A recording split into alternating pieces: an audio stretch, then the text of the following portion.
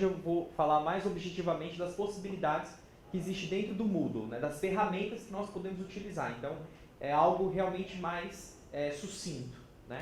Na verdade, eu vou colocar uma formiguinha na cabeça de vocês assim das possibilidades de ferramentas que lá estão, que a gente pode utilizar no dia a dia para otimizar o nosso trabalho. Tanto para atuação no ambiente virtual, quanto para até nos cursos presenciais, né? Então, muitas vezes, determinadas atividades que a gente perderia muito tempo ali na sala de aula, a gente pode customizar o ambiente virtual da nosso componente curricular dentro do Moodle e deixar essa atividade para os alunos fazerem extra sala de aula. Com isso, a gente ganha tempo dentro da sala de aula e consegue otimizar mais. Então, o foco realmente é gestão acadêmica, estratégia para aprendizagem e educação à distância, organização do estudo, autoestudo, estudos colaborativos. Antes de entrar especificamente no conteúdo do Moodle, né, eu vou colocar aí uma reflexão, né, sobre o ensinar e o aprender. Ao iniciar a navegação pelo ambiente virtual, é importante pensar na concepção de educação que vai orientar nossas escolhas. Em síntese, ela se expressa pela forma que definimos o ato de aprender e de ensinar. Então, o que está querendo dizer aí? Que dependendo do modelo do curso que você for desenvolver no formato à distância, tem algumas possibilidades. Algumas possibilidades. Hoje, o nosso curso, ele é um curso, tanto de graduação quanto de pós-graduação, é um curso que ele é 100% à distância. Né? Então, o aluno ele vai ter N ferramentas ali dentro que ele precisa usar, que ele precisa acompanhar para desenvolver determinadas habilidades. Mas, às vezes, e é um curso interativo. Só que algumas vezes, dependendo do curso que vai aplicar para aquele aluno, não necessariamente aquele curso precisa ser interativo. Pode ser um curso simplesmente que o aluno tem uma trilha de aprendizagem e que, conforme ele vai passando as etapas, o próprio sistema vai liberando. Ou seja, não há necessidade de você ter um professor fazendo a mediação.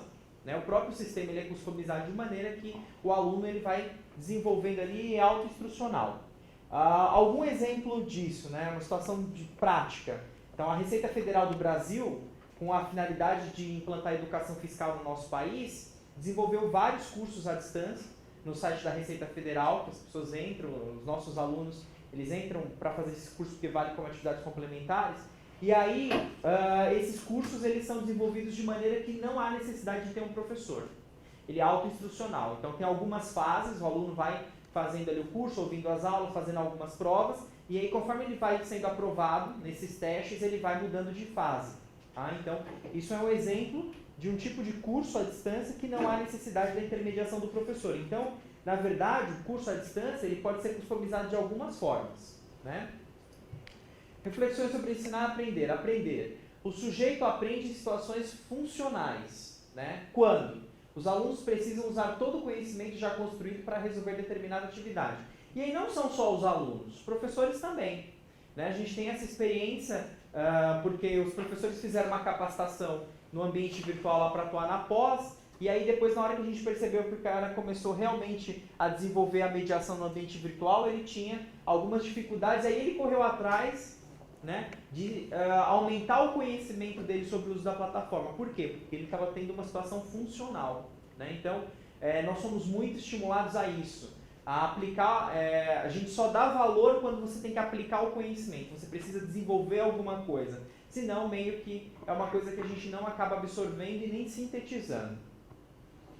Há realmente um problema a ser resolvido e decisões a serem tomadas pelos alunos em função do que se pretende produzir. O conteúdo da atividade caracteriza-se por ser um objeto sociocultural real. Né? Então, isso é uma coisa extremamente importante. Essa atividade precisa ser desenvolvida pelo aluno, claro, ele tem que ter uma base sociocultural para isso. Né? O objeto ali, que ele vai caracterizar essa atividade, sempre parte do socioconstrutivismo. Né? Então, a gente parte do princípio que aquele indivíduo está em uma sociedade, está em construção, essa construção ela é cíclica, ela é renovável, então, constantemente, isso é reconstruído a todo instante.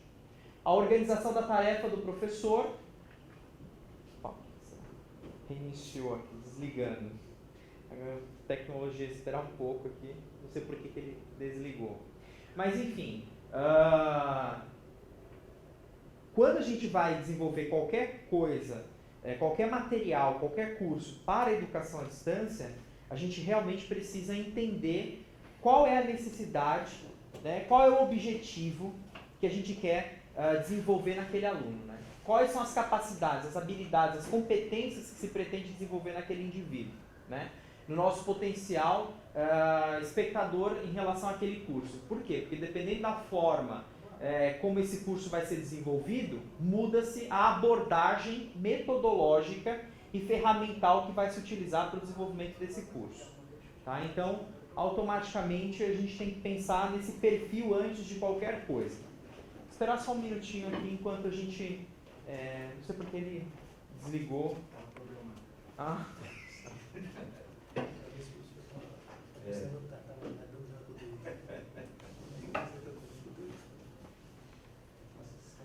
Renato, tudo bem?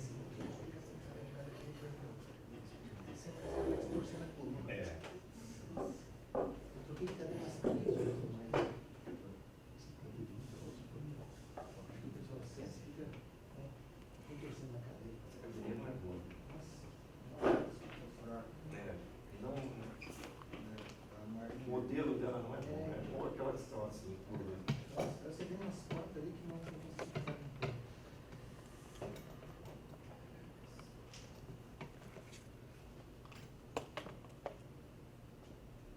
aí não tem uma série de computadores que só consegue montar técnica. brincadeira, né? Tem vários técnicos. Brincadeira. É isso.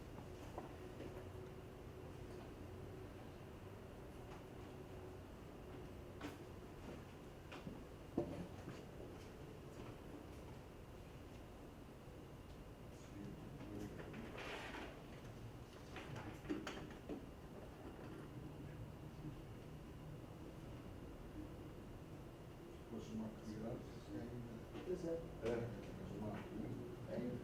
Vários. Eu acho que 5 ou 6 que eu vi tanto tempo. Para que vai ficar coçando o teclado? Uma lembrança. A gente voltar para o jardim de infância para aprender. É impressionante. João, você vai mandar o PowerPoint para a gente, né? Mando. Não. Pode deixar. Mando os dois, de ontem e de hoje. Tá.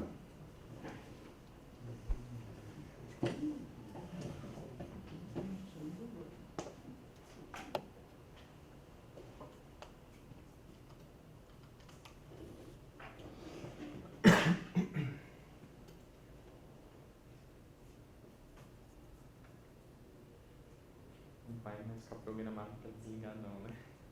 Não, foi só um shutdown.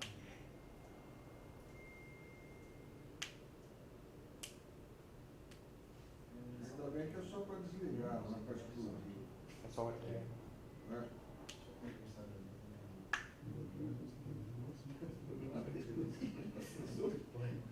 Eu fiquei perto da porta aqui. Porque senão a fumacinha ali vai correndo. Não, traz aqui que a gente arruma.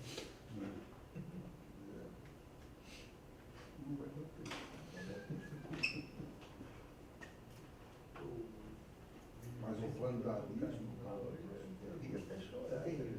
levantar, eles levam 15 mil pichadores em São Paulo. Eles estimam 15 mil pichadores. E é tudo pessoal na faixa de 20 anos, 18, menor, jovem. E as estátuas, os monumentos? É um absurdo, né? Falta de respeito. Aí eles dizem que eu reboco. Descanse, Não querem saber. Não, faz isso que a Mas gente eu vive. outro dia eu estava no jornal, o cara se pegou. Os moleques subindo, né? Escalando o prédio, só com a mão assim, né? Estava sem nenhuma proteção. A hora que subiu, a hora que foi descer, se pegou de lá e se quebrou. Entendeu? Fazer arte acabou quebrando os triplos, né? É incrível como eles se arriscam, né? Eles são loucos, né? São completamente. Não dão valor à própria vida. É. Aquela ponte lá da Estaiada, nossa, aquilo lá, para fazer aquilo, imagina. Não sei como é Que horas que eles fazem aqui? Ontem ninguém olhou. Tenho certeza, amanhã, 4 da manhã. Equipamento de segurança nenhum, né? Pois é. Para isso não tem câmera. Então vamos retomar, tá? Continuando aí algumas reflexões sobre o ambiente virtual, né? Esse processo de mediação do papel do professor. Então, ensinar a coisas que são idealmente consideradas básicas para o trabalho docente. Conhecer ou, ao menos, prestar atenção às reações dos alunos, né? Então, no ambiente virtual isso não é diferente. Então, a gente precisa, sim, conhecer esse aluno, conhecer se ele tem determinadas habilidades, determinadas competências, né? Daí a importância de se levantar os conhecimentos prévios desses alunos, até para a gente direcionar, muitas vezes, as discussões que ocorrem nos momentos síncronos, ou mesmo no fórum, enfim. Daí aquela ideia de fazer um fórum de apresentação dos alunos, né? Porque automaticamente a gente consegue fazer um levantamento de quem é esse aluno, né? Pensar o processo de aprendizagem como algo ativo, que depende das construções cognitivas do aluno. Então, cada vez mais a gente fala em metodologias ativas, né, de aprendizagem. Então, na educação à distância, sem dúvida alguma, essas metodologias ativas, elas são praticamente aí 100% das atividades, né? O aluno ele tem que sempre, depende dele, né, fazer alguma coisa, produzir alguma coisa, aprender, né? Muitas vezes nos cursos presenciais o aluno acaba transferindo essa responsabilidade para o professor e o professor acaba dentro de um sistema meio que engessado, tendo que achar algumas outras formas de fazer com que os alunos se desenvolvam ou façam aquilo que se espera que eles façam. Na educação à distância, realmente há uma necessidade de ter uma autonomia maior por parte do aluno e aí, consequentemente, ele tem realmente ali que ser alguém que tenha proatividade, porque senão ele não vai conseguir cumprir o que se espera dentro do que foi pensado para o curso. Possuir cultura geral suficiente para localizar o que ensina com relação às outras áreas da vida humana, né? Então, daí a importância de você conseguir fazer diversas correlações com outras áreas, né? Então, o conhecimento está interligado, está totalmente interconectado, né? Então, todas as áreas, né, elas estão interconectadas. O conhecimento não é algo que a gente coloca em caixas e separa por área, né? A gente só faz isso por uma questão de organização, né? Mas quando a gente vai para o mundo realmente como ele é, o mundo complexo da forma como ele é, a gente percebe que as pessoas, na verdade, a todo instante a gente utiliza diversos tipos de conhecimento para fazer diversas atividades, né? Então, o conhecimento ele é totalmente interconectado. E o professor ter ciência disso, para conseguir contextualizar para o aluno determinados conteúdos, é algo muito importante, né? Então, às vezes, num momento ali que o aluno faz uma pergunta em uma ferramenta que é síncrona, né? Todo mundo está debatendo determinado assunto, o aluno joga uma pergunta, se o professor não tiver muita expertise em relação a dar exemplo, a mostrar que aquilo está interconectado, né? Eu vejo isso muito na matemática. Às vezes o aluno fala, mas para que eu vou usar isso? Isso não tem aplicabilidade, isso não vai impactar na minha vida, isso não faz sentido nenhum, é totalmente uma coisa abstrata. Ele não vê aplicabilidade, né? Então, enquanto ele não consegue ver isso, ele não dá valor àquele conhecimento. Então, o professor precisa automaticamente ter uma capacidade de interconexão para mostrar a aplicabilidade daquilo ou não. Isso aqui você aprende, você pode usar no cálculo de produção, para estimar a demanda, você pode, né, esse cálculo ali é importante lá na arquitetura para você calcular N coisas, né? Enfim, para montar o edifício, para fazer a planta de uma casa, né? Então tem N aplicabilidades, né? E muitas vezes o aluno não consegue perceber isso claramente. Então daí o professor ter esse conhecimento geral para conseguir contextualizar as N possibilidades que tem da aplicação do conhecimento. Ter largueza de vista suficiente para conviver com formas diferentes de pensar, né? Então isso daí também é uma questão extremamente importante e interessante, né? O professor ele tem que ter realmente essa capacidade muito grande de conviver com as diversas formas, ideias, né? Então há uma multiplicidade muito grande de pensamento, principalmente quando a gente está falando aí de alunos de diversas regionalidades. Carecer de vaidade o suficiente para não se preocupar com a popularidade que tem entre os alunos. A formação deles é o mais importante. Então é aquela história do professor bonzinho, né? O professor bonzinho, às vezes ele está preocupado mais com a popularidade e esquece ali que é importante que o aluno, ele tá naquela sala de aula, seja ela presencial ou virtual, para aprender, né? E muitas vezes você, para fazer com que isso aconteça, você não vai ser uma pessoa realmente popular, no sentido de que os alunos, eles vejam você como alguém, né, que eles se simpatizam. Isso pode ocorrer no ambiente virtual também, sem dúvida alguma, né, porque o professor no ambiente virtual é aquele indivíduo que rigorosamente faz os alunos cumprir os prazos. Com certeza ele não vai ser alguém muito popular que os alunos gostam, que os alunos... Né? Por quê? Porque é alguém mais rigoroso, né? Que faz com que ele faça as atividades como se espera que faça. Alguém que corrige essas atividades com muito critério, que dá um feedback assertivo. Né? Então, o aluno também percebe, muitas vezes, que esse professor, né, ele tem ali um determinado rigor. E por ele ter esse rigor, muitas vezes ele não é alguém popular ali entre os alunos. Professora, a lista de presença vai ser assinada, depois o pessoal da área vai dar baixa no sistema. As possibilidades dos formatos dos cursos em educação à distância. Não existem modelos fechados de EAD, que eu estava explicando para vocês no início. Como em um processo de ensino-aprendizagem presencial, seu formato dependerá das escolhas feitas pelo professor. A seguir serão apresentados, de forma bastante sintética, 2 formatos pedagogicamente antagônicos de educação à distância. É importante mencionar que entre um modelo e outro podem ser criadas diversas opções, com maior ou menor nível de interação humana ou interatividade com o computador. Né? Então depende do perfil do curso que você quer desenvolver.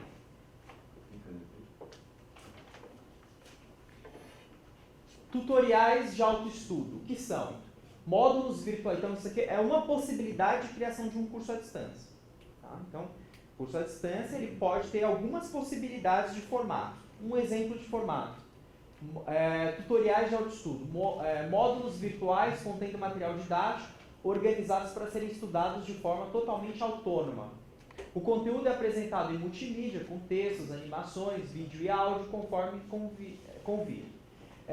Por não contarem com as intervenções permanentes de um professor ou tutor, deve incluir um FAQ, né, perguntas mais frequentes, e exercícios com respostas automáticas, de autocorreção, onde o aluno fica sabendo na hora se acertou ou não, sendo orientado para rever o conteúdo específico. Além disso, recomendo disponibilizar um e-mail para dúvidas. Podem ser distribuídos em CD-ROM ou disponíveis na internet. Então, dependendo ali do curso que você quer desenvolver no ambiente virtual, esse modelo ele é suficiente. Né? Então, o exemplo lá da Receita Federal, que tem diversos cursos na área de educação fiscal, e aí eles entendem que esse formato, né, em que eles disponibilizam numa plataforma o conteúdo e que o aluno vai ali desenvolvendo as atividades e atividades de autocorreção, é mais do que suficiente para ele desenvolver as habilidades que se esperam. O Sebrae também tem muitos cursos que ele oferece que é nesse formato, que lá eles chamam também de trilhas de aprendizagem. Então esses cursos, o aluno entra, se inscreve, ele tem acesso à plataforma e ele só vai tendo acesso às demais trilhas conforme ele vai concluindo a trilha anterior. Né? E aí ele não tem a interação humana, né? Não tem um professor ali que está o tempo inteiro interagindo ou ele recorre a esse professor. Totalmente depende do aluno. Né? Ele tem que realmente ter uma capacidade de estudo muito grande. Né? Autodesenvolvimento, o Sebrae. O Sebrae São Paulo tem... Se você entrar no site do Sebrae São Paulo, você vai encontrar diversos cursos que estão desenvolvidos lá na modalidade à distância que utilizam esse modelo. E são cursos extremamente interessantes para capacitação e gestão empresarial. O modelo é tutorial de autoestudo, é isso? Isso, o modelo é tutorial de autoestudo. Exatamente, professor. Receita Federal do Brasil também. Esse modelo de tutorial de autoestudo, para que ele serve? Né? Qual é a concepção pedagógica? Por não haver interação professor-aluno, não são considerados como cursos. Possuem uma concepção de educação instrucionista. Então é algo ali mais direcionado. Ou seja, baseado na transmissão de informações e reprodução do conteúdo assimilado pelo aluno. Pressupõe um aluno capaz de aprender de forma autônoma e requer maior sofisticação tecnológica. Por quê? Uma vez que o indivíduo vai estar sozinho no desenvolvimento dele, então você também tem que oferecer ferramentas tecnológicas que supram a falta do professor. Então, por exemplo, objetos de aprendizagem mais interativos. Então, muitas vezes você vai precisar construir objetos de aprendizagem, né, no núcleo de educação à distância que atenda ali a necessidade daquele aluno. Por exemplo, se a gente estivesse fazendo um curso de cálculo, com certeza teria que ter um simulador, onde ele tivesse N possibilidades ali para testar, fazer, refazer, e isso seria possível. né? Mas aí você tem um objeto de aprendizagem disponível para que esse aluno possa testar e ter determinadas habilidades atingidas. Para que servem? Podem ser eficazes quando o objetivo é capacitar para exercer funções específicas, que requeram mecanização de procedimentos padrão, desde que estes alunos tenham contato imediato com a prática de tais procedimentos, para que seja possível consolidar a aprendizagem. São úteis e versáteis, podendo ser acessados a qualquer momento, inclusive em situações de treinamento presencial e projeções. Isso daqui também é muito comum em empresas. Então, muitas vezes o RH das empresas, eles desenvolvem parcerias com empresas que desenvolvem cursos à distância, que customizam determinados cursos para os funcionários, e aí automaticamente eles têm acesso ali na intranet da empresa, e aí ao entrar dentro da empresa, ele vai obrigatoriamente ele tem que fazer aquele curso. Tá? Então, isso é comum também no meio empresarial. Outro tipo de exemplo aí que a gente também percebe que são utilizados, cursos de extensão. Então, a própria GV oferece no site deles, lá na FGV Online, tem N cursos, mais de 40 cursos à distância, de curta duração, cursos de extensão, que variam de 16 até 40 horas, que as pessoas se inscrevem e podem fazer, são cursos gratuitos de diversos temas, né, de diversos assuntos, e você, ao entrar, você tem acesso à plataforma, tem acesso a um conteúdo que é muito bem desenvolvido, a objetos de aprendizagem que são muito bem elaborados, mas não tem a interação com o professor. E aí é no mesmo formato que o Sebrae também faz. Você vai ali, faz uma provinha, tendo a aprovação no final, você tem a certificação. Então lá você faz uma prova, você tem que acertar 70% da prova, atingindo esse nível, você tem ali a certificação daquele curso. Tá? Então é um outro exemplo de um tipo de curso que você pode desenvolver neste formato, ou seja, não há necessidade de ter um professor.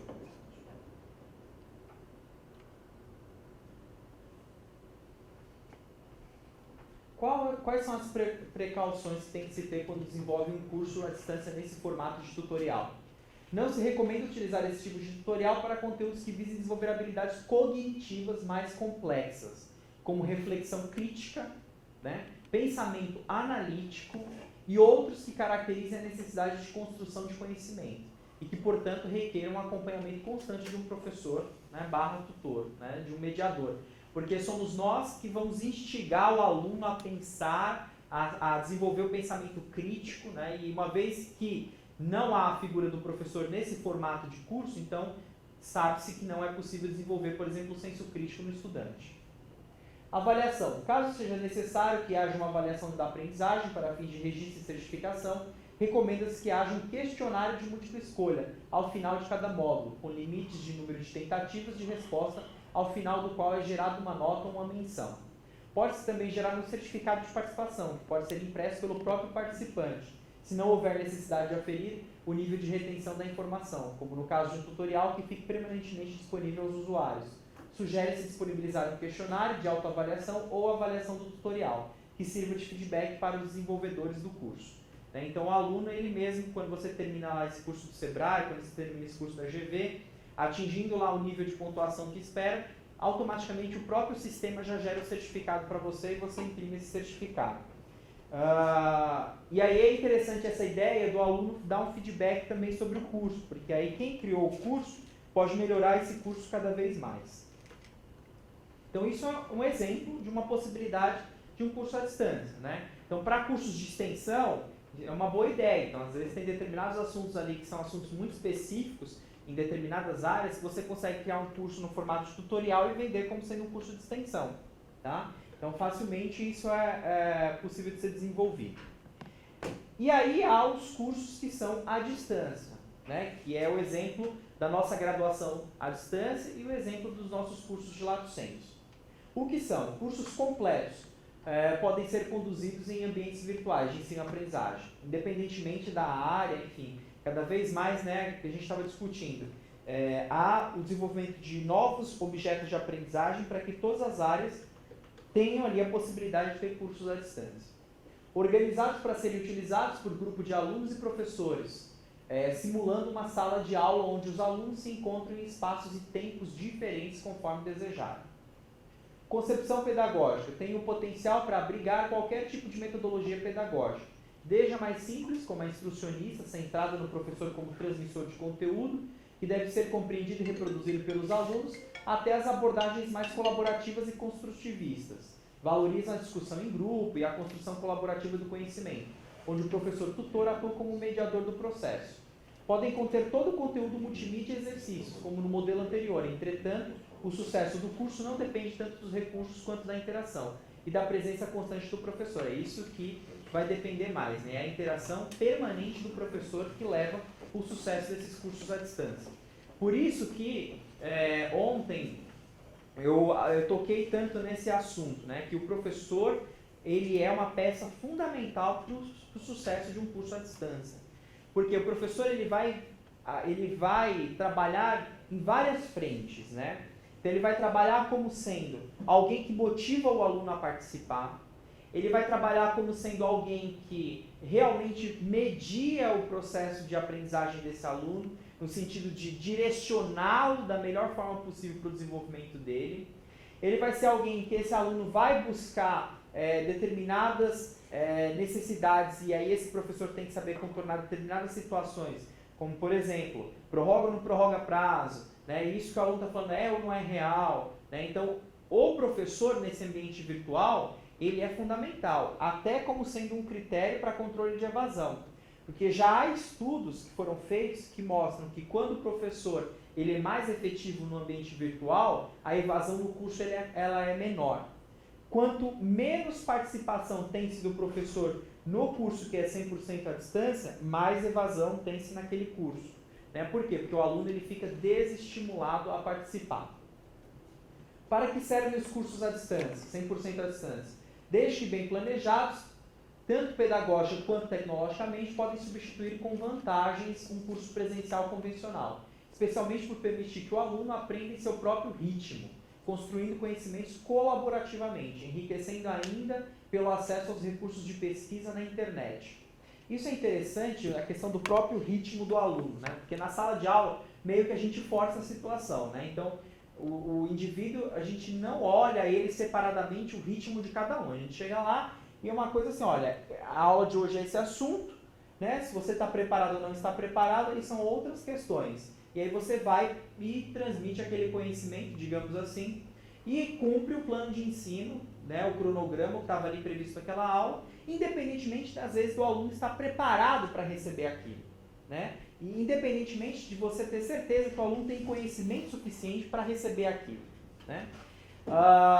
Já no curso à distância, respeita-se o ritmo individual, né? Por quê? Porque o indivíduo ele tem ali a possibilidade de falar, não, eu não vou ver isso agora, eu vou deixar para ver isso amanhã, dentro daquela semana que ele tem para fazer aquelas atividades. Eu não quero fazer isso agora à tarde, eu vou fazer de madrugada, então ele vai lá e faz de madrugada. Eu vou fazer na hora que eu estiver no aeroporto, esperando para viajar. Então ele vai lá, acessa e faz naquele momento que ele tem disponível. Então cada um dentro do seu ritmo.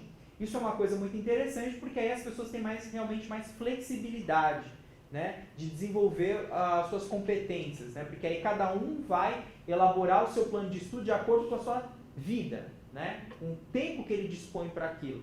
Então respeita-se muito essa questão do ritmo, porque não há temporalidade formalizada, engessada, né? Então, quando a gente está falando de uma sala de aula presencial, o tempo ele é engessado, é aquele horário, acabou, né? No curso à distância não, tem essa possibilidade da pessoa se adequar conforme a sua realidade e aquilo que de fato pode ser feito.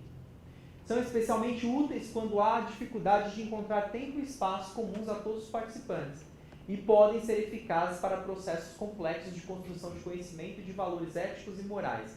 Então, sem dúvida alguma, né, não é porque é um curso à distância em que não vai existir, né, o desenvolvimento de habilidades como essas, né, de valores éticos, né, de moral, de ver aquilo que impacta na sociedade ou não impacta na sociedade. Ou seja, não é porque é um curso à distância que você também não está contribuindo para uma formação efetiva de um cidadão, né? Há determinados momentos ali naquele curso à distância que essas questões elas também são tratadas e são debatidas. Precauções que se precisam ter em cursos à distância. Embora os cursos à distância sejam bastante flexíveis e sirvam a diferentes objetivos educacionais, há de se considerar fatores técnicos, como tipo de equipamento e acesso à internet. Tá? Então, a gente tem que sempre lembrar isso, né? Quando o aluno ele vai fazer o curso à distância, ele recebe lá as orientações gerais, né? Olha, para você fazer esse curso, você tem que ter um computador, esse computador tem que ter esses recursos aqui. Então, o aluno ele é avisado disso, daí está no FAQ, né? Está lá nas dúvidas, né? No formulário de dúvidas. Então, fala, o que eu preciso ter para fazer um curso à distância? Você tem que ter um computador com acesso à internet, a velocidade tem que ser no mínimo tanto, esse computador tem que ter modem, tem que ter placa de vídeo, tem que ter áudio, né? Então, coloca-se quais são os requisitos que o indivíduo precisa ter realmente do ponto de vista tecnológico. Porque dependendo do que você for oferecer naquele curso à distância, o indivíduo não vai poder utilizar todo o ferramental que ali está disponível para ele, porque ele não tem tecnologia para isso. João, só uma coisinha. O tutorial de autoestudo é uma outra modalidade, isso aí já é outra modalidade. Exatamente. De ensino à São distância? duas modalidades. Os dois são cursos à distância. Só que são modalidades antagônicas. Né? O tutorial, não existe a presença do professor. É autoestudo. Você desenvolve ali um curso, customiza aquele curso, partindo do princípio que tudo que você desenvolveu, o indivíduo ele entrando ali, ele vai conseguir fazer sozinho. Já o curso à distância é o modelo que a gente está implantando aqui no Mackenzie, da graduação, exatamente, e do Lato Sensu, né? Que há a existência da presença do professor. O professor é alguém fundamental no processo de aprendizagem desse aluno. É aí que está a diferença. Agora, em que momento eu uso um curso ou em que momento eu uso um modelo de curso como tutorial e em que modelo eu uso um curso à distância? Depende do perfil que você pretende desenvolver e depende do que você quer atingir, né? Se você não vai tratar, por exemplo, um curso de extensão, para um curso de extensão caberia um modelo tutorial, né? Então, lá na arquitetura, se você quisesse montar um curso lá de tópicos de história da arte e da arquitetura, história da arte, enfim, você conseguiria criar um curso desse em tutorial, facilmente, tá? Agora, se você estivesse falando de uma coisa mais prática, como projeto, aí não teria como fazer no formato de tutorial, teria que ser algo mais elaborado, daí a necessidade de fazer um curso à distância, onde ele tivesse vídeos, contato com o professor, simuladores, né, que são objetos de aprendizagem mais avançados. Outro complicador pode estar no fato de que a educação à distância no Brasil ainda sofre com preconceitos, tanto por parte de professores quanto de alunos, que em geral acreditam que cursos à distância têm qualidade inferior a cursos convencionais. É necessário conhecer bem o contexto no qual o curso está inserido, né? É aquilo que eu falei, não se discute mais se a educação à distância é efetiva ou não, ela é uma realidade. Então aqui não há como falar, olha, eu não acredito na educação à distância, não, a gente já ultrapassou essa barreira, né? Mas que ainda há uma resistência muito grande por parte de muita gente dentro da academia em relação aos créditos que são atribuídos aos cursos à distância, existe. Isso é muito acalorado, inclusive. Não sei se vai concordar, até por conta da questão da realidade, não tem nada a ver com a efetividade. Uma coisa ser real é um negócio. Agora, se é efetivo é outra coisa. Concordo plenamente. Concordo plenamente. Né? E aí a capacidade de julgamento das pessoas está, né, no item de se é ou não efetivo. Né? É aí que está. Mas é que nem eu sempre falo, eu digo assim, que um curso à distância, quando ele é bem desenvolvido com bons objetos de aprendizagem, com boas ferramentas, né, muitas vezes ele acaba sendo mais efetivo para o desenvolvimento daquele indivíduo do que determinados cursos presenciais. Aí a questão da você passa da generalidade para a particularidade. A questão das vezes de postura do cara. Eu me preparei, João, e passei, quando eu me acreditei, com um concurso público difícil. Isso aqui há alguns anos, né? Para o auditor federal do trabalho. E eu fiz aquilo só de brincadeira. Você sabe que eu me preparei, eu tinha todo o inventário do curso, que ia ser cobrado, eu me preparei só no YouTube. Só no...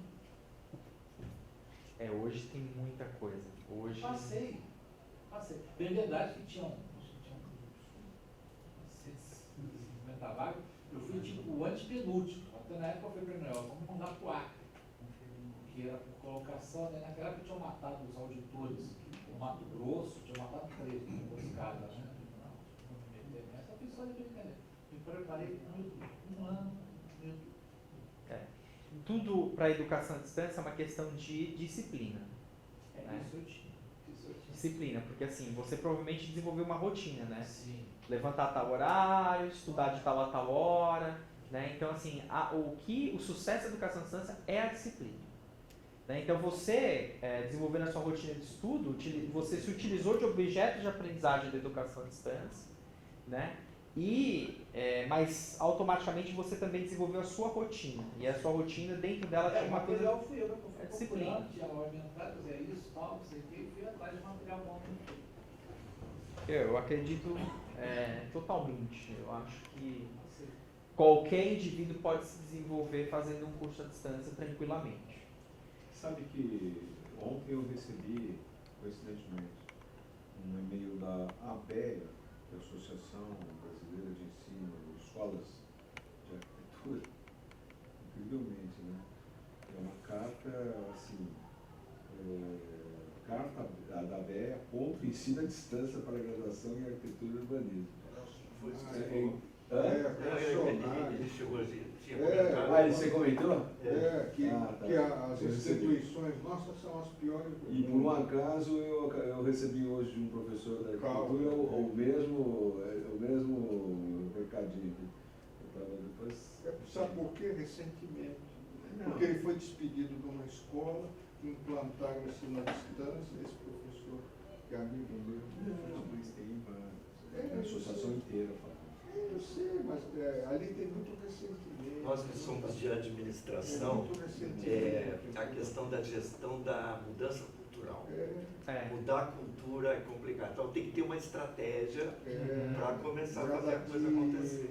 Exatamente. Não, eu Vai concordo integrando muito, o pessoal. eu sou muito aberto para isso tudo. Eu acho que o ensino à distância em muitas disciplinas é importante, mas a arquitetura é uma profissão muito vivencial, muito de convívio, enfim, essas experiências coletivas, elas são importantes também na formação, entendeu?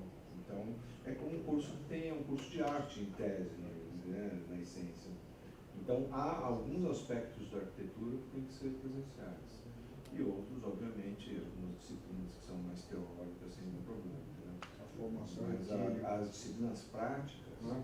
elas têm a dimensão vivencial e social desse relacionamento, que só a condição de presença é capaz de trazer, pelo menos aparentemente. Nesse caso vai ser por gotas homeopáticas, como a gente falava. Começa com 10%, 20%, dá um tempo, né?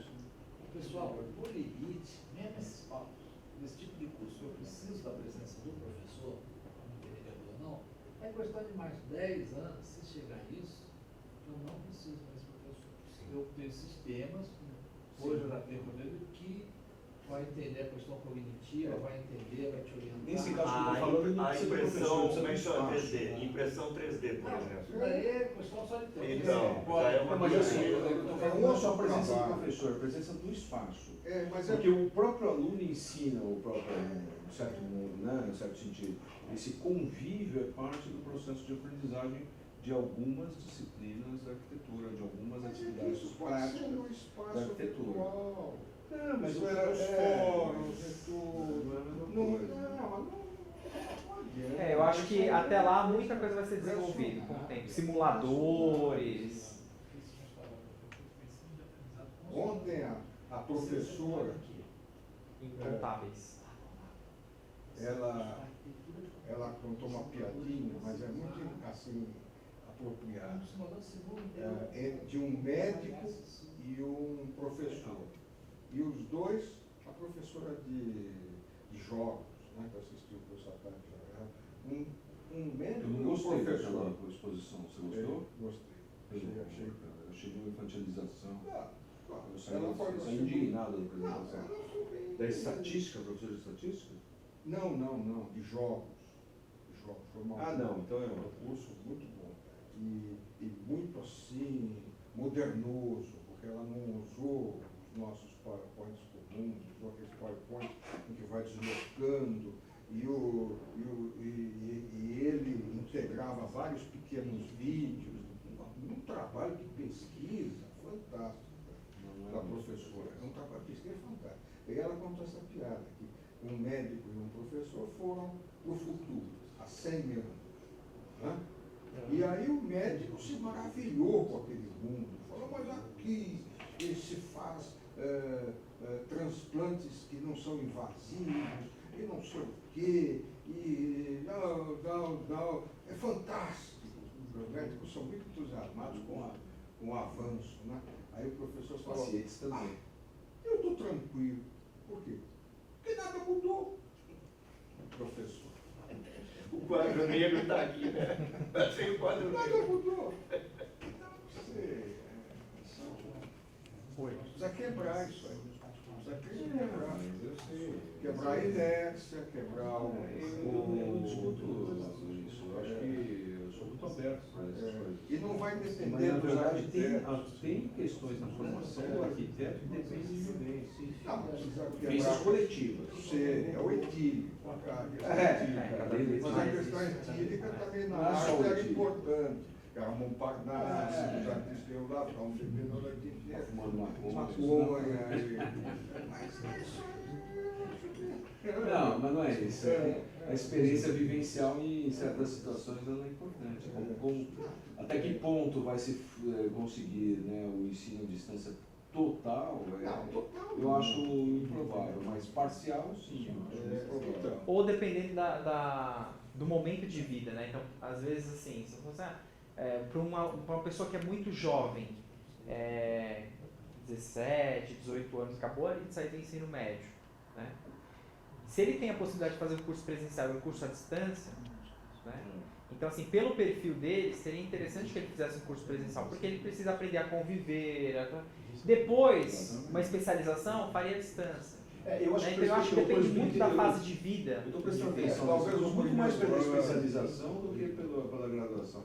Olha, eu já levei aluno para viajar para a Europa, para a América do Sul, então é muito legal essas vivências sem ver, Não, mas aí que tá. sentir, tem Então. tato, tem som, tem um monte de coisa. Então, mas aí que tá. Você pode ter uma série de atividades presenciais de encontro. É que o aluno não precisa ir todo dia na faculdade. Você pode ter um encontro uma vez cada 15 dias, uma vez por semana, uma vez por mês. Pode ter uma viagem, pode ter... Atividades programadas. Programadas, presenciais. Eu acho que aí é a riqueza. É que os caras não querem pensar. O problema desses caras é que eles não querem pensar. Isso é que é o problema. Eles querem que fique tudo como está. Talvez não tem como ficar. Talvez no futuro o aluno de arquitetura vai estar com aquele óculos da Google lá, né? Então, Que isso vai ter. Que é virtual, realidade virtual, de repente. Você né? viu isso? Mas isso já tem. Então você assistiu. Então, de repente dá para fazer à distância. Não foi, não vi Não, ela mostrou uma montanha Esses russa. laboratórios de Uma espaço montanha virtual, russa. tem, Então o cara vestia o óculos de realidade virtual e estava numa montanha russa. Então ele via um outro mundo tendo aquela sensação da queda da montanha russa. Fantástico. Só ir para a arquitetura, acho que esse é uma boa na roda. Exatamente. Então Eu não querer ver Eu, por exemplo, eu estudei na FAO, na USP, que é um prédio do Artigas, muito festejado e tal, tem muitos problemas e tal, mas eu diria que aquilo foi uma aula de arquitetura permanente para mim pela presença, durante muito tempo da minha vida. Então, assim, obviamente não são todas as escolas que condensam esse privilégio, mas nesse caso, além dos meus pares, né, parceiros, colegas, isso foi muito importante. A questão da presença ela não é desprezível. Nós caímos Não, sim, não estou discutindo problema. Até hoje tem era problema. frio no inverno. Então, mas isso é um aprendizado. Ser frio no inverno, ter o problema da inércia térmica, essa percepção da inércia térmica inadequada. Mas isso é um aprendizado. Se aprende também pelos erros. Né? O problema da umidade, uma série de outros problemas que você possa pensar. Por outro lado, você tem o problema dos espaços de simulação do espaço público, uma série de outras coisas. Então, isso faz parte também do processo. O convívio, né? O convívio e também gera o aprendizagem. do relacionamento com O convívio, a perspectiva, enfim. Né? Talvez como padrão mínimo, é uma brincadeira, mas poderia ser, né? Em vez de o cara precisar ter um computador com tais e tais configurações, ele precisaria ter um espaço onde ele está sozinho com tais e tais configurações. Porque, sei lá, que também espaço o cara vai estar, enfim, isso é uma brincadeira, mas de alguma forma é verdade. Né? Onde o cara vai ficar tanto tempo confinado, tendo acesso a questões que são artísticas, de percepção, disso, daquilo, e como é que ele vai, sabe, estabelecer esse juízo crítico, entendeu? Não é só um cara falando, é a percepção, é sensitivo isso, entendeu? Entendo. Mas aí para isso tem os formatos mistos, né? Tem algumas possibilidades, né? Eu acho assim que não pode existir uma resistência no sentido de que não se aplica a arquitetura, então a gente não vai implantar nada aqui que vai se utilizar da educação de ciência. Eu acho que isso não existe mais, né? Se acontecer isso, a profissão desaparece. Eu acho que O curso não tem desaparece. como existir, né? Até porque tem, até mesmo, né, vocês usam ferramentas tecnológicas que o aluno entra e monta toda a planta de maca Revit, o AutoCAD, eu sei porque eu tenho uma sobrinha que faz arquitetura. E aí ela entra lá e, nossa, cria todo o ambiente ali dentro do Revit, e é uma coisa incrível, né? Então você está vendo ali um programa de computador em que o indivíduo ele faz toda a casa por dentro, né? Tudo, você vê até os móveis, localização, tudo fica Então, mas em perfeito. algum momento eu vivo muito isso, né? Em algum momento o cara fala assim, vem cá, chega aqui. Aí chega lá dois caras, o que você acha disso? Simula aqui, vira aqui. Sabe, essas experimentações e essas questões críticas coletivas, elas têm que estar, de alguma forma, contempladas. Né? Por isso que a solução mista talvez nos pareça. Não, Quanto mais. Só eu acho que o momento mas dá para adequado transmitir nem tudo o isso horário para que entender. eu vou falar. Mas vou procurar ser sintético, até porque eu acho que o programa de professor de repente vai ser estourado. Olha o que os caras fizeram. O macaco sabia fazer uma determinada coisa. Ele aprendeu aquilo com a mãe, foi treinando com você. No caso era tirar um objeto dentro de um. Eles mapearam o cérebro desse macaco, viram quais eram os neurônios que estavam ativados nesse processo de aprendizado. O que os caras fizeram? Fizeram um chip de memória que foi ativar um outro macaco, os mesmos neurônios, o grupo de neurônios, que não estava treinado, nem sabia fazer isso. E ele passou a fazer. Qual é o limite disso? O limite disso, para o futuro, que nós temos nós aqui liberar, é aprendizado por primeira etapa, aprendizado por implantes eletrônicos, tá? E mais para frente, através de drogas. O cara dormiu, não sei nada de matemática, tem importância. Bota esse aqui, pô, sabe tudo. Aprende dormindo, Não, você já está dormindo, mas essa questão da plasticidade do cérebro. botar o De chip lá, você né? botar o chip, não vai ver, eles vão botar aqui. Está na nuca, não no cérebro. Ou seja, Não sei se vocês abaixo que forma fogo. Estamos começando a ir para a extinção. Não, é que eu não sei se você assistiu um filme do Schwarzenegger, que agora eu não sei, não me lembro o nome, e que você comprava viagens. Então as experiências. Total Recall. Implantava viagens. Você não precisava mais viajar fisicamente. Você comprava a experiência da Se você viagem. pensar que todos os as seus cérebros sensações. são eletroquímicos, dá para dois. Como um sonho. Mas a experiência é importante, essas coisas. Eu, por exemplo, Mas eu falo você pra minha até filha compra a assim, física, é a experiência física ou é essa experiência psíquica? A experiência psíquica é muito forte. Entendeu? Mas enfim, voltando aqui, né, eu acho que isso aí é uma tendência, acho que tem muita coisa ainda, a gente não vai estar vivo para ver muita coisa, tá certo? Então assim, mas eu acredito nisso também, eu acho que vai para um rumo assim, né? Vai, opa, mas agora a segunda parte, né, a gente vai falar especificamente das ferramentas que estão disponíveis dentro do Moodle que podem ser utilizadas para a nossa atividade no dia a dia na educação à distância. Né? Então o Moodle é o que a gente utiliza aqui no Mackenzie e ali ele tem diversas ferramentas que a gente pode utilizar aí nesses cursos à distância ou mesmo nos nossos cursos presenciais como professores. Por que não usar essas ferramentas? E aí cada uma dessas ferramentas elas servem para uma atividade específica. Então uma primeira possibilidade de ferramenta que existe lá dentro do Moodle é o fórum. Então lá tem uma ferramenta que você vai e cria um fórum. Né? Em que momento esse fórum ele é recomendado? Né? Para que serve esse fórum? Então, por exemplo, o próprio professor aí da arquitetura poderia criar um fórum ali, dependendo da atividade da componente curricular que ele tivesse, para debater com os alunos ali uma técnica ou um processo ali urbanístico, enfim, né, alguma coisa. Então ele poderia, não é porque ele está numa disciplina presencial que ele não pode utilizar o Moodle como sendo uma ferramenta também no dia a dia dele como sendo professor, né? Então, em que momento esse fórum pode ser utilizado? O fórum é uma ferramenta de comunicação assíncrona, ou seja, não acontece em tempo real, muito versátil.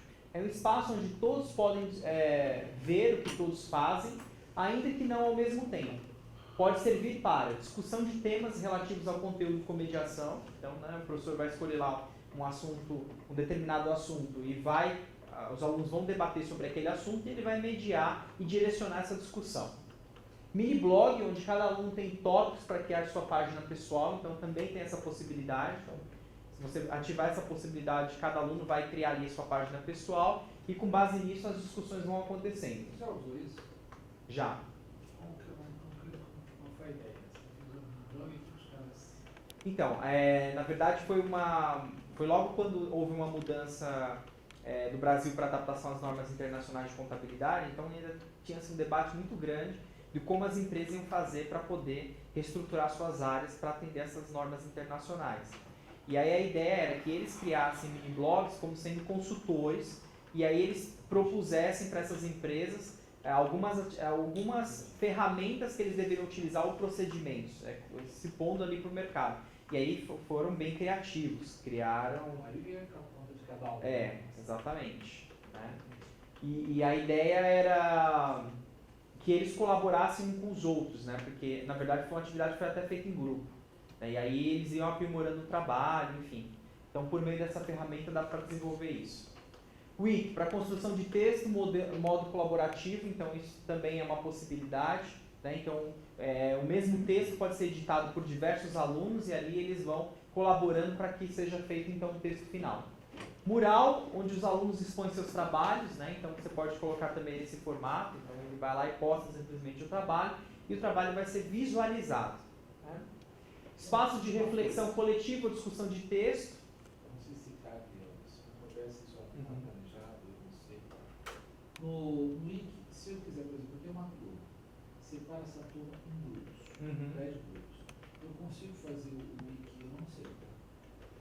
Eu consigo fazer o Wiki para cada um desses. Consegue sim. Tá? Espaço de reflexão coletiva ou discussão de texto, estudos de caso, construção de trabalhos ou projetos. Então o fórum é um momento em que a gente pode utilizar essas possibilidades. Né? Então é interessante, principalmente a gente da área de negócios, né, que os professores da área de negócios. O tamanho do arquivo. Fica... O Moodle tem capacidade. Aí cada instituição tem seus servidores, né? E aí depende o Mackenzie tem capacidade para armazenar tudo isso. Assim. E eles estão investindo cada vez mais no servidor mais potente. Que vai ser necessário, né? Mais e mais e mais e mais. Então, o pessoal teve uma experiência um pouco traumática com o Moodle aqui no Mackenzie. Não sei se você sabe. Não sei se vocês presenciaram isso. Aconteceu há uns anos atrás, você se lembra? Quantos anos atrás? 7 anos, 6, 7, 8 anos, não sei. E eu acho que a experiência não foi bem encaminhada. Foi um curso muito superficial e muito mal feito. Você lembra disso, né? Talvez tivesse sido o primeiro contato com a ferramenta, né? Primeiro contato, aí hoje já tem know-how. Hoje já tem. Mas isso queimou um pouco as pessoas. A credibilidade, né, em relação precisaria fazer um trabalho muito bom com o Moodle para ele reassumir, para ele ter um novo prestígio. Ele foi queimado aqui. O Moodle tem uma experiência alta. Por causa daqueles cursos que não eram bem dados. Era muito fraco. Depois eu acabei usando o Moodle no AppSense. Quantos anos fazem? Eu usei bem. Uns 7 anos, não faz? Uns 6 anos. E ele tem um outro problema, assim, que o Moodle, ele faz umas limpezas anuais ou semestrais. Jogam tudo fora. E joga tudo fora. Até aí, ok, você faz backup. Mas, por exemplo, eu fiz ambiente relativo a um curso. Então você cria um ambiente, né? Os backups são feitos. Mas o ambiente tem que ficar lá, e eles foram lá e limparam, sabe assim? Aí nós mas isso é necessário fazer, né? Por uma questão realmente do servidor, fica arquivado. Mas eu acho que até tem possibilidades aí de ter feito um backup da sala completa como ela era. Dos ambientes. Dos entendeu? ambientes, exatamente. Aí que esse foi o problema, porque fazer o backup dos arquivos, dos conteúdos, ok, a gente faz. Mas os ambientes não. E aí aquilo dava muito trabalho para fazer aquilo, eu tinha que ficar lá com um rapaz que ficava ajudando. Eu lembro que eu fiquei um dia Daniel. lá, Daniel. Daniel e tinha um outro rapaz junto com ele ali. Muito legais eles, inclusive. E no fim, foi desanimador, porque foram, na verdade, 2 tardes para fazer aquilo lá, e era difícil fazer. Aí você insertava imagens, ficava uma cara específica do curso, né? E aquilo os alunos gostavam, todo mundo ficou feliz durante um tempo. E aí ia fazendo backup e tal, até que depois de um ano eles resolveram apagar. Aí eu não quis ter esse trabalho de novo. Desencanei, faz pelo Facebook. Precisa ter um trabalho de reerguer o Mackenzie. Eu acho experiência que traumática. a gente tem que tentar usar cada vez mais, né, Talvez essa até ferramenta. mudar o nome, não é Até possível também, mudar o não nome. é. Não é possível mudar o nome. Se desse para mudar o nome, Até tem uma piadinha, por exemplo, muda o cego e surdo. 2017, O surdo qualquer é o coisa mudo. assim. Então, fórum, né? O fórum pode ser estruturado de diversas formas. Discussão geral com diversos temas, tópicos, uma única discussão, cada aluno abre apenas um tópico, perguntas e respostas. No fórum geral, deve-se ficar atento para evitar a repetição de temas e tópicos, né? Daí a importância da mediação do professor. E quando o professor percebe que o assunto já está ficando muito repetitivo, aí ele direciona para outras questões, né? Então ele parte ali, toda hora o professor, na verdade, ele estimula o aluno a responder novas questões, né? Para que o debate ele permaneça. As mensagens podem também incluir anexos, que não é legal. Né, para a gestão não é legal, quando o aluno tem a possibilidade de anexar o arquivo. Porque imagina, se a postagem dele vai ser no arquivo Word, você vai ter que baixar de todo mundo para ler a postagem. Então o que eu recomendo é que no fórum ele tenha que postar no ambiente e não anexar arquivo, porque senão operacionalmente isso é totalmente inviável. Tá? Também fora da finalidade do fórum. Acaba fugindo. Se é para arquivo, você coloca outra ferramenta. Né? Os fóruns permitem a avaliação quantitativa ou qualitativa de cada mensagem. Podem ser criados critérios diferenciados de avaliação, escalas, por exemplo. Então depende muito do que o professor pretende fazer. Às vezes o critério do professor é simplesmente a participação. Então ele pode usar um critério quantitativo ali, vai ver a participação, participou, tem a nota automaticamente. Ou pode ser qualitativo, então que o professor realmente vai ler as postagens e vai atribuir um conceito para o aluno com base na qualidade da discussão que ele teve ali no fórum com os colegas. Qual é a vantagem de se utilizar os fóruns? Né? Vantagens da comunicação assíncrona. Favorece maior reflexão e pesquisa antes da postagem. Então, claro, o aluno antes de postar ali qualquer coisa, com certeza ele vai pesquisar, ele vai ler, depois ele vai escrever o texto dele e vai postar. Né? Então, por quê? Ele tem um tempo maior também para fazer isso. Possibilita mais a organização do conteúdo e da forma do texto a ser postado. Né? Porque quando você coloca ali o fórum, você também já pode colocar os pré-requisitos que você espera que o aluno cumpra. Né? Então, espera-se que ao você fazer uma contribuição, você referencie pelo menos 2 teóricos que tratam desse assunto, exemplifique com uma situação do seu cotidiano. Né? Então, você já estabelece ali quais são as regras que se esperam. Exige expressão correta e clara das ideias. Né? Então, é claro que o indivíduo ele tem que deixar ali de forma muito objetiva e eficaz qual é a mensagem que ele quer passar para os colegas que estão participando daquele debate. Né?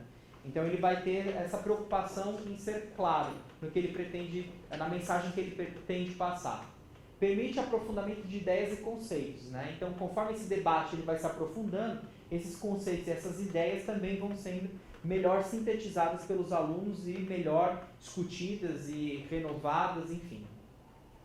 Vantagens da comunicação assíncrona: facilita a prática consciente de diferentes funções cognitivas, como observar, identificar, relacionar, comparar, analisar, inferir, sintetizar, divergir, discordar, generalizar. Né? Então, o debate ele tem por objetivo gerar tudo isso. Né? Então, o fórum ele não pode ser um depósito de coisas.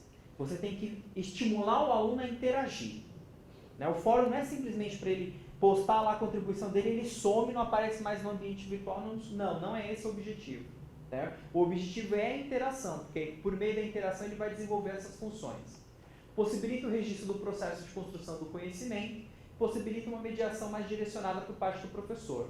O sucesso do fórum depende muito do tipo de mediação, né? Então, daí a importância do professor, porque se o professor fizer uma mediação bem elaborada, consequentemente, o objetivo ali daquele fórum vai ser atingido.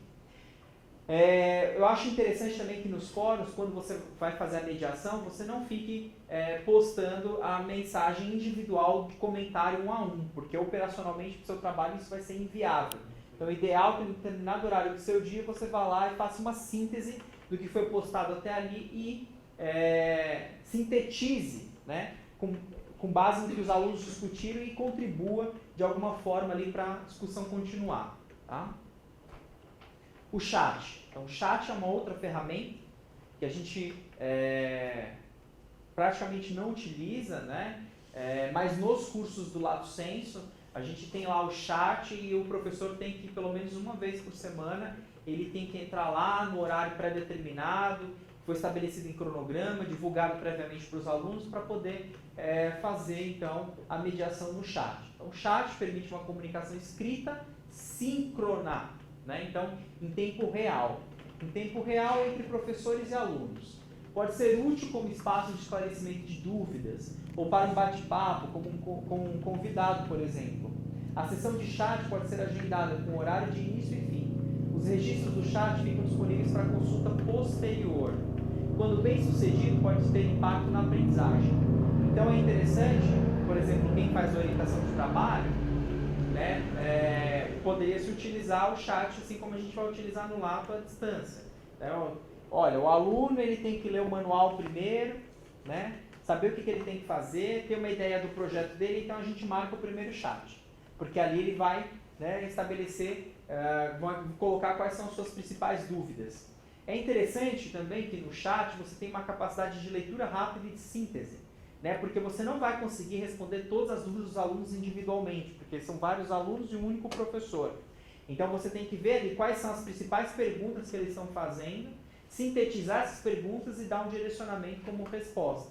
Né, uma resposta ali direcionada às dúvidas de forma sintética. O BBB seria então uma boa substituição disso, né? O BBB é algo assim mais elaborado, né? Porque o chat não tem o recurso de vídeo, né? E de áudio, tá? Agora o BBB tem. O BBB sem dúvida alguma é excelente, mas a gente testou ele no Lato, não deu muito certo porque ainda não tínhamos uma disponibilidade grande no servidor. Aí agora o servidor já está mais amplificado, digamos assim, com mais disponibilidade, e aí a gente vai conseguir utilizar essa ferramenta. Questões a serem consideradas antes de abrir o chat. Viabilidade de cumprir horário fixo entre todos, né? Então por isso que é a importância de divulgar um cronograma, né? Uma data prévia, um horário pré-estabelecido. Número de participantes por moderador ou professor. Então aí a importância de você ter a capacidade de síntese muito bem desenvolvida, né? Porque você como professor é o único. Às vezes você vai ter 90 alunos, né? Então você tem que ter uma capacidade grande ali para poder fazer essa síntese. Necessidade de um moderador que selecione as questões mais importantes e facilite a organização da discussão. Às vezes, se for possível, dependendo do modelo da instituição, tem essa figura do moderador. Então, alguém que vai filtrar essas perguntas e vai passar ali para o professor que está fazendo a mediação, algo já mais filtrado. Mas isso não é um pré-requisito, não é algo obrigatório ter esse moderador, né? Ou mesmo você como professor pode escolher alguém entre os seus alunos que seja o moderador. Então isso é uma possibilidade. Você pode falar, olha, quem se candidata para o chat dessa semana é ser o moderador. E aí esse moderador vai te ajudar na síntese dessas perguntas que são colocadas por todos os outros alunos. A gente também não pode deixar de considerar algumas coisas importantes aí por escolher utilizar o chat. Obrigatoriedade de participação. Né? Então tem que se pensar. É obrigatória a participação do aluno? Não é obrigatório? No Lato Sensu não é obrigatório. Tá? Então por quê? Porque o cara ele tem lá os seus horários de trabalho, enfim. Então você colocar isso obrigatório, você acaba fazendo o quê? Amarrando o aluno. Né? E quando ele procura educação à distância, ele já está procurando a flexibilidade de tempo, principalmente. Né? Então não é interessante colocar a obrigação de participação. Mas eu também já fiz um curso à distância uma vez que, dentre todos os chats, eles colocavam uma quantidade mínima que você tinha que participar. Então, ao todo eram 10, pelo menos 4 você tinha que participar, né, do geral, para você ter aquela nota de participação. Então, depende muito do que você quer estabelecer ali dentro daquele formato do curso que está sendo criado ou da forma como você acredita que vai ser mais efetivo. Teor e profundidade do conteúdo abordado, né? Então, muitas vezes, para que a gente tenha um direcionamento melhor dentro do chat, é sempre interessante você, antes, enviar as regras para os alunos do que você espera que eles façam antes da participação no chat. Ou seja, uma leitura prévia, um artigo que você vai tratar daquele assunto que você quer que ele leia antes, para quando ele for participar do chat, ele realmente vá fazer perguntas que sejam coerentes dentro daquela temática que se espera, né? Característica do grupo: familiaridade com atividades online, disposição à comunicação e colaboração, bom entrosamento entre os participantes, entre outras coisas, também deve ser levado em consideração. Porque às vezes os alunos eles também ficam muito tímidos ali na participação do chat. Às vezes as pessoas elas entram, elas estão lá logadas, você vê que elas estão na lista de participantes que estão online, mas elas não interagem. Muitas vezes elas acabam não interagindo porque elas não se sentem à vontade em fazer isso. Então aí o professor vai ter que fazer usar de outras ferramentas para estimular a participação da turma, né? Com perguntas, colocando situações problemas, né? Fazendo com que o aluno se sinta à vontade em participar daquela discussão. Uma outra ferramenta que a gente tem no Moodle é a ferramenta de escolhas, né? Enquetes. As escolhas ou enquetes constituem oportunidade aos alunos de escolher uma única opção entre uma lista definida pelo professor a partir de uma pergunta. Pode ser usado em atividades como coleta de opinião, inscrição em uma determinada atividade, identificação de conhecimento prévio sobre um tema específico, entre outras. Não deve ser utilizado quando há necessidade de definir uma resposta certa. Para isso, a gente tem aí a ferramenta do questionário que pode ser utilizada. Então, a enquete ela é interessante assim, se você quer ver um determinado, falar assim para o aluno, olha, no curso de Direito, né, seria interessante, entrou aí uma discussão de uma nova lei, né, se mudar tal coisa, a pessoa vai ser condenada a tantos anos, você é favorável ou não é favorável a isso? Aí cria-se ali uma enquete para que os alunos entrem naquela enquete e eles coloquem qual é o voto, né? Com base naquilo, o professor pode dar um direcionamento na sala de aula da discussão que vai ser tomada. Ou mesmo, você, para escolher determinados grupos de trabalho, você pode colocar lá 20 temas. Dentre esses 20 temas, eles vão votar no que eles acham mais interessantes, e ali os mais votados, os 10 mais votados, vão ser os temas dos trabalhos daquele semestre que você vai desenvolver. Tá? Então, algumas possibilidades de aplicação dessa ferramenta. Tá? Então, isso é uma ferramenta que existe e também pode ser utilizada com essa finalidade.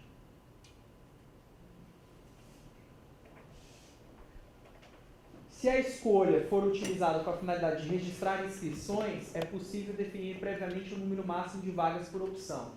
Então, às vezes no trabalho ali, se você vai gerenciar, por exemplo, uma turma que vai fazer um determinado trabalho, e o trabalho vai ser por temática, então você pode determinar já ali por temática quantos inscritos você vai autorizar, né? E aí quem entrar primeiro vai lá, se inscreve e aí você limita essa quantidade de vagas.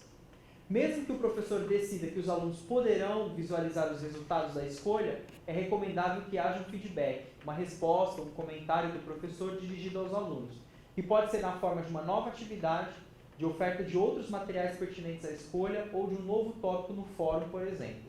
Então, às vezes, a enquete ela pode ser, por exemplo, para escolher uma temática de um fórum futuro, né? Então, ele pode ser, a enquete ela pode se desdobrar em outras atividades. Também no Moodle tem uma ferramenta de glossário, né? Então o glossário é aquilo que a gente conhece, né? A construção de determinados conceitos, né? De forma colaborativa. E aí no Moodle não é diferente. Então o glossário do Moodle ele é colaborativo. Isto é, todos podem inserir itens, né? Permite aos participantes das atividades envolvidas no ambiente virtual criar dicionários de termos relacionados com a disciplina, bases de dados documentais ou de arquivos, galerias de imagem ou links que podem ser facilmente pesquisados. É importante que o professor acompanhe o trabalho dos alunos, fazendo comentários e enriquecendo as definições.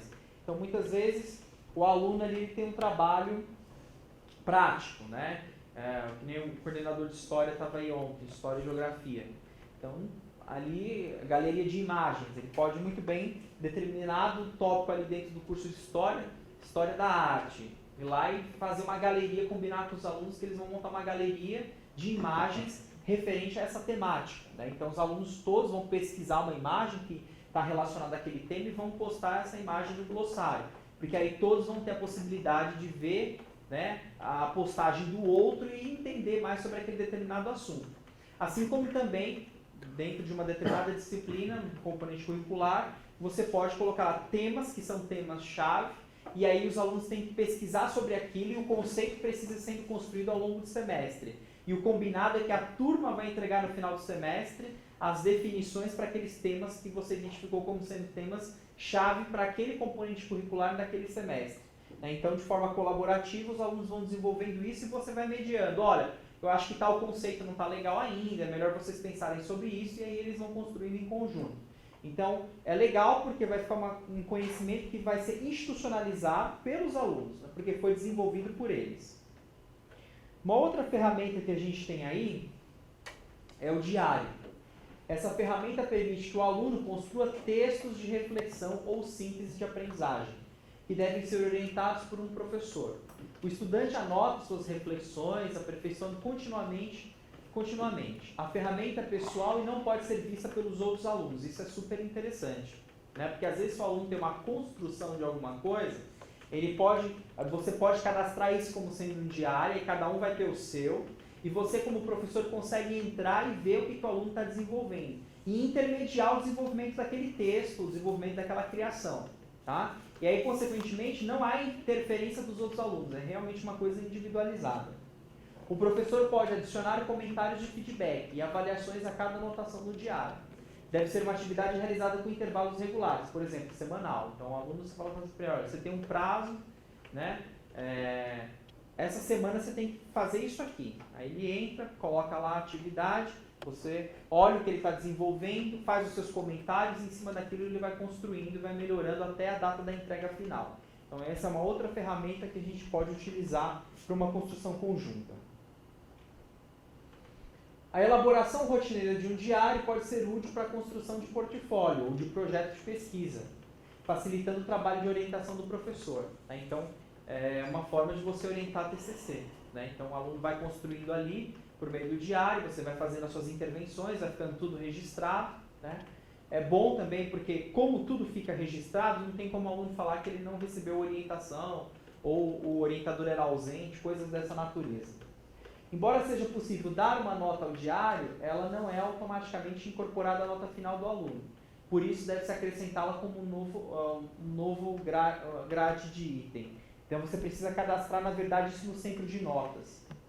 Tem toda uma ferramenta lá dentro do Moodle que chama configuração do livro de notas. Quando você cria as atividades, aí você entra nesse livro de configuração de notas, você consegue estabelecer pesos, intervalos, média ponderada, dá para fazer todo o cálculo. Aí o próprio sistema já faz os cálculos devidos, depois você só importa aquilo e lança onde você tem que lançar no sistema final.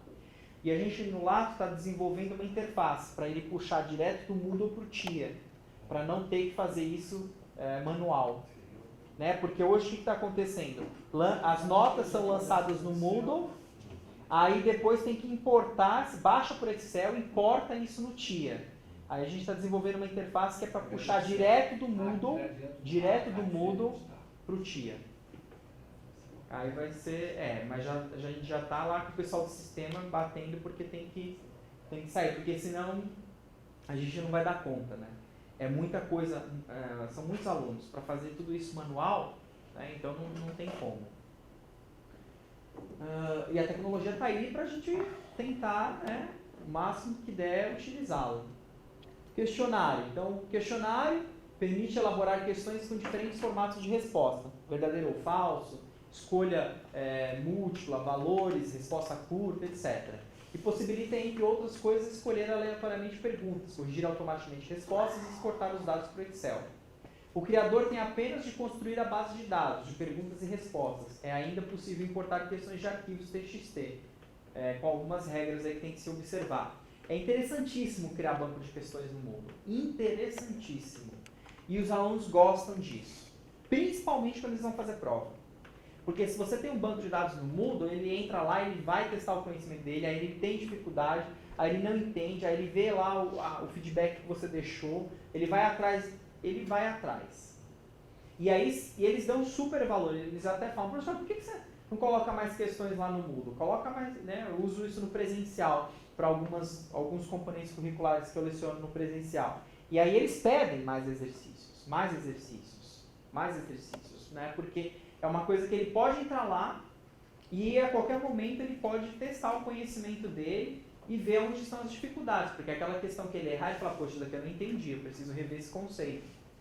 Claro, a gente tem um trabalho grande de construção do banco de dados, né? Até você cadastrar tudo, demora algumas horas, né? Mas depois que você cadastra, fica uma... e aí pro semestre seguinte você faz o backup e vai só importando. É o único trabalho uma vez lá.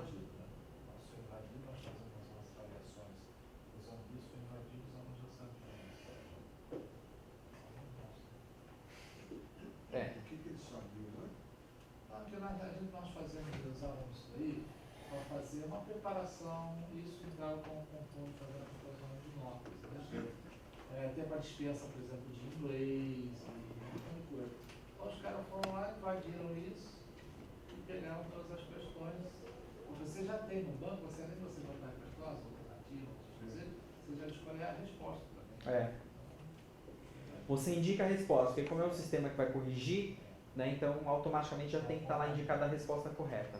O que o sistema faz é ele busca no banco de dados de forma randômica. Então, por exemplo, vocês são da mesma sala, aí vocês estão aqui fazendo a mesma atividade, outros estão do lado. Só que cada um vai ter uma prova diferente, porque ele vai buscar as questões em ordem diferente, alternativa diferente, e dependendo ali se o seu banco de questões é muito grande, né, você escolhe, a prova é composta por 10 questões. Se o banco de questões tem 100 questões, então são 10 provas diferentes. E é ótimo. Eu já tenho assim experiências. Eu já tenho experiências em outras instituições que os professores lá do curso que eu coordeno, eles levam os alunos para o laboratório e a prova é no laboratório. Porque aí ele não tem trabalho de corrigir a prova. E aí também, assim, às vezes as salas são muito cheias e o aluno não tem como colar. Ou ele sabe ou ele não sabe. E também há já experiências que eu presenciei lá na outra instituição, que os professores combinam assim com os alunos, ao invés de vocês virem para a faculdade no dia da prova, vocês vão ficar em casa. Só que eles colocam um temporizador. Tem como você fazer isso, um temporizador. Então o sistema só abre naquele horário e ele só vai ficar aberto durante 1, 2, 3, 4 horas. Você determina quantas horas o sistema vai ficar aberto. Então é o tempo da aula. E você pode temporizar também as questões. Pode sim. Temporizar as questões individualmente também. Acabou a luz na casa dele. Então, aí tem esses problemas que precisam ser gerenciados, né, professor? Que a gente está aí com a tecnologia, acontece também. O cara fala, não, minha rede caiu, minha internet parou de funcionar, não sei o quê. Aí você tem que entrar lá e fazer a disponibilização para esse cara em específico. Pode. Não, mas assim, se você quer que todo mundo, para evitar cola, isso, exatamente. Então, para evitar que o cara fale assim, você vai fazer sua prova primeiro, amanhã você vai no laboratório comigo e você me ajuda a fazer a minha. Isso. Aí você coloca o temporizador, porque aí todo mundo tem que fazer naquele horário. Isso é ótimo. É muito bom, assim. Do ponto de vista operacional, ajuda pra caramba o professor, porque você tem... o sistema vai corrigir ali pra você, né? Depois você só dá o feedback pro aluno lá na correção na lousa, certo? O questionário é muito usado como exercício de fixação de conteúdos ou para avaliação breve. Permite autorizar o aluno a responder o mesmo questionário diversas vezes. Isso é possível também. Aplicando ou não penalidades por tentativa. É possível permitir ou bloquear o acesso dos alunos às respostas certas. Então, em algumas instituições, como essa atividade o aluno ele pode fazer mais de uma vez, então, às vezes a gente não deixa ele ver a resposta correta. Ele faz, ele só vê que ele errou, mas ele não vê qual é a resposta correta. Porque aí, ao fazer novamente, ele não vai ficar fazendo por tentativa e erro. Ele vai ter que realmente tentar entender aquilo, ver onde ele errou, para poder conseguir resolver a questão da forma adequada. É muito rico utilizar o questionário. Para fazer quiz, obrigar eles a fazerem leitura prévia. Muito legal. Tarefa. É uma outra ferramenta. As tarefas permitem ao professor ler, avaliar e comentar as produções dos alunos. É realizada preferencialmente nos modos de escrita online, exclusivo para envio de texto simples ou envio de arquivo único, mais adequado envio de tabelas, gráficos, imagens, PDFs, PPTs, entre outros. As notas ficam disponíveis para conhecimento do aluno e o professor pode também exportar os resultados para a planilha Excel. Um aluno não poderá ver a tarefa do outro. Então aí é interessante utilizar essa ferramenta de tarefa quando o aluno tem que produzir alguma coisa. Então, eu quero que ele faça um cálculo trabalhista. Então ele vai ter que pegar a planilha de Excel, lá, fazer o cálculo e me mandar. Então eu vou desenvolver uma tarefa dentro do Moodle. Eu quero que ele produza um texto, eu quero que ele faça uma síntese. Então ele tem que produzir e mandar alguma coisa, eu quero que ele faça uma apresentação. Ou eu quero que ele tire uma fotografia, né? E ele vai produzir aquilo, né? Baixa aquilo no computador dele e depois insere na plataforma. Isso é legal porque fica registrado, né? Então não tem como o aluno falar assim que ele entregou, não entregou, deixou de entregar, porque está dentro do ambiente virtual. Uma coisa que a gente sempre fala também é que, uma vez que você começa a atuar no ambiente virtual, né, nos cursos à distância, tudo tem que ser resolvido dentro da plataforma. Ou seja, nada de conversa por e-mail por aluno. Então o aluno tem dúvida, ele usa a ferramenta de mensagem. Você se comunica com ele pela ferramenta de mensagem. Ele vai te enviar um trabalho, ele vai enviar pelo local certo. É tarefa, é tarefa. É questionário, é questionário. Nada de, eu vou enviar a tarefa por e-mail. Não. Você vai enviar a tarefa pelo ambiente virtual. Por quê? Porque dentro da plataforma, tudo vai ficar documentado, né? Então, para a instituição isso é importante, para ela ter realmente ali documentado que aquele indivíduo existe, que ele faz as atividades, que ele fez aquele curso, e para o professor também, porque evita aquele ruído. Eu mandei um e-mail para você, você não respondeu, ou você não considerou a minha atividade que eu te mandei tal data, tal horário, e ali fica o dito pelo não dito. Quando a gente utiliza a plataforma, ou está na plataforma ou não está. Tá certo? Você me mandou a mensagem, ou eu respondi ou não respondi, porque vai ficar registrado lá no blog de mensagens. O Wiki. O Wiki é uma outra ferramenta. O Wiki é uma ferramenta que possibilita a construção de um texto conjuntamente com vários participantes, onde todos podem editar e dar contribuições. Favorece a aprendizagem colaborativa, na medida em que é obrigatoriamente realizado em grupos ou parcerias. Requer o delineamento claro e preciso da proposta do trabalho pedagógico. Pode ser utilizado para a escrita de um artigo científico, por exemplo. Então o Wiki é legal porque eles podem, de forma colaborativa, a sala toda, né, ou por grupo, eles vão criar alguma coisa e esse criar vai sendo aprimorado. Esse Wiki é só texto. Só texto. Isso.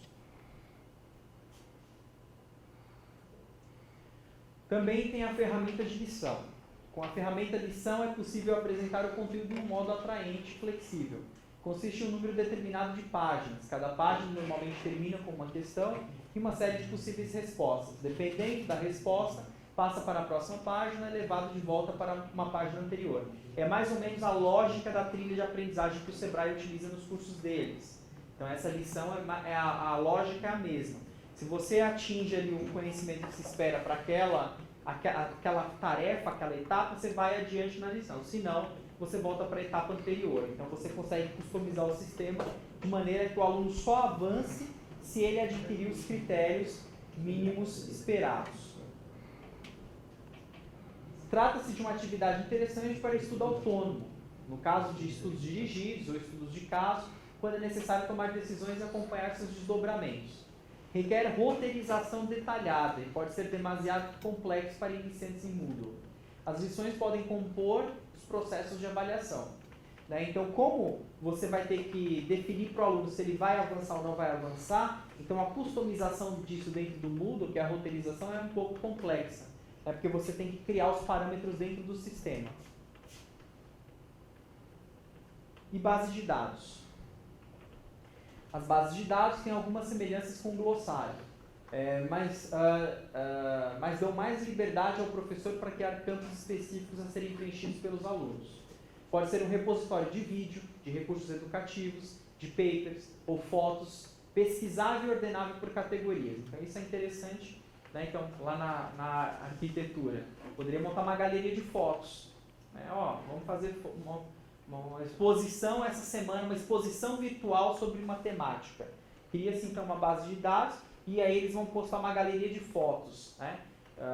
Que eles vão, enfim, sobre aquela temática ou sobre qualquer outra coisa. Ou vídeos, né? Então, os alunos vão ter que, aquela semana, criar um vídeo sobre um determinado assunto. Todo mundo vai entrar e vai colocar o vídeo nessa base de dados. Aí todo mundo vê o vídeo de todo mundo, né? E aí o professor consegue depois fazer uma síntese disso com a turma de maneira a agregar para todo mundo. Bem, então o objetivo de hoje era esse, mostrar para vocês as possibilidades de ferramentas que existem dentro do Moodle que podem ser utilizadas, tanto para cursos 100% à distância, como a gente está fazendo com a graduação e também com o Lato, como também para as nossas atividades como professores nos cursos presenciais. Nada impede que nós utilizemos essas ferramentas também no nosso dia a dia, dentro da sala de aula, né? O aluno ele gosta dessas inovações. Eu tenho percebido que cada vez mais, quando eles têm que fazer atividade no Moodle, eles se interessam, né? Eles gostam disso, né? Eles falam, poxa, professor, é bacana que você criou esse banco de dados, legal que a gente tem agora como testar o conhecimento antes da prova, porque tem lá o banco de questões, ele entra lá no questionário e faz o teste. Dá um pouco de trabalho, mas eles percebem que a gente está buscando coisas novas, e eles valorizam quando eles percebem isso, tá? Era isso, pessoal.